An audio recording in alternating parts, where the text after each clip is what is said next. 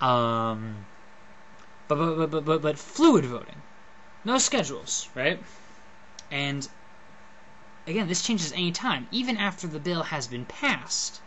So, 60% of Congress, so the bill goes out and support goes up and support goes up. But it's not just support like just kind of measured out there. It's like support like measured in the number of people who've currently registered a yes vote. And it goes up and it goes up and then it reaches that critical level of maximum, and I presume this to be maximum number of people in Congress, or you could still do maximum number of people voting if there's a yes vote and a no vote, which there is, I guess. So either way, max number of possible people voting, max number of people actually voting. I don't know. One way or another, it reaches that critical 50% mark, and it goes to 51%, and then it becomes law. And by the way, to prevent dithering, there'd be like a 30-day delay on this, let's say. But the idea of it is it becomes law.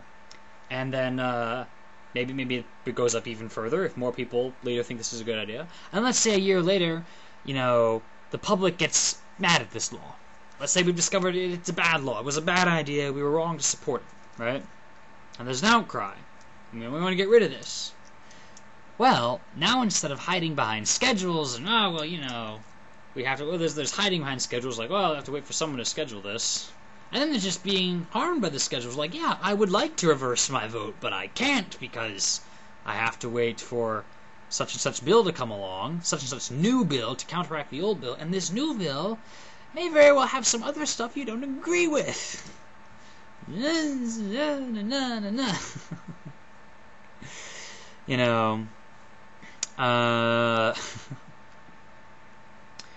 So then, but there's this public outcry. Instead of having this whole scheduling problem, you could just walk in any day of the week and say, okay, I want to change my yes vote to a no vote. And then, the popular goes down, and then at that crucial moment, it becomes not a law anymore. And again, you might have a problem with like 49%, 51%, 49%, and like, it is law, isn't law, isn't it, yes, no, yes, no. So there'd be like a delay. So like once you get to 51%, it has to stay in that 51% or more range, in that majority range, for 30 days straight, let's say, or 90 days or something, before it becomes law. And then when it drops below that, it has to stay that way for 90 days straight before it becomes law. Well, with certain exceptions, maybe. You could have a deal if it goes like much above this line, then it would become immediately law, and if it goes much below, then it's immediately counteracted, and all these things. Etc., etc., etc. What else do we have about voting? In the election decision-making process, as our democracy goes, we're still using representatives here. Get to that in a second. We also have this deal where, let's see, well, there are line item vetoes. A veto, is when the president or governor or somebody, the executive has sent the bill and he says, no, I don't like it, sends it back. And then generally the legislature or Congress can override that by a overwhelming vote of, say, 2/3 in both houses. Why exactly we have both houses, I'm not sure, but there is something nice to having two different groups which are built in slightly different ways, presumably have different perspectives. House Representatives is elected every 2 years, so you could say they're, more concerned about what the public wants in the immediate sense. But then again, the Senate is elected every 6 years, and maybe that gives them more perspective. Like, okay, will this play out in the long run? All these things. So it's like two halves of the human brain. Hopefully together they will do better. Maybe. But anyway, so there's a veto, and generally if you veto, you have to veto the entire bill, which can be interesting if you, pass the bill to help helpless puppies or something, and then, in there is this deal of, I don't know, we're going to spend $10 billion on a bridge to nowhere. What was it? I think it was like $50 million, wasn't it? The bridge to nowhere? That was absurd. Anyway, and then you're like, oh crap, I hate this bridge to nowhere thing, so I have to veto it. But then, it gets on the media, President vetoes Save the Homeless Puppies Act. Puts you in a weird place. Or pork barrel's another thing. Those are another phrase. Pork barrel is when you throw stuff into a bill to support your own district to make them vote for you, that really has nothing to do with the bill itself for national attention. So there'll be a bill for, increased spending on nuclear weapons. I should hope there wouldn't be that bill. We spend enough already, but anyway, increased spending on nuclear weapons. And then, like, congressmen will, we'll make little deals with other congressmen to put in little things like, and $10,000 to make the Wild West Museum down in Oklahoma. Oh, yes, that's totally important to our nuclear spending. And an extra $1 million over here to, build this one dam, this one river in my district. And, and that's how you get people to vote for things. Not so much that's good for national interest, but just that, it gives you some cash to your district, and hopefully they'll vote for you that way. Pork is crazy. So say you're the president. Let's say you're a good executive, and you're like, wait a minute, there's all this pork in here. I'm gonna veto it. But you can't veto just the pork. You veto the whole thing.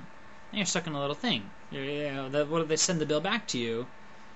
And they said, no, this is the bill we want you to pass with our pork in it. Part of that just deals with plain old compromise. Part of that, states have gone with, alright, well, we can have a line item veto. That is, you veto only a certain part of the bill.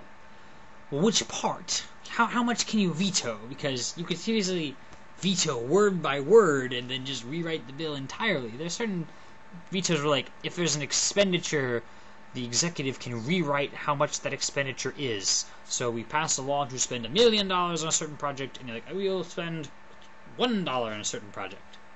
Just totally not what they meant when they went to spend the thing. That gets awkward. And I thought, you know what we should do? Why don't we just get rid of this ordering thing? As it is, it has to go to the two houses of Congress, and then to the president, and then maybe he vetoes it, and maybe it goes back to him, and maybe... How about this? It has to be passed by the House of Representatives, the Senate, and... I just realized, I mentioned early on in this video the European Union.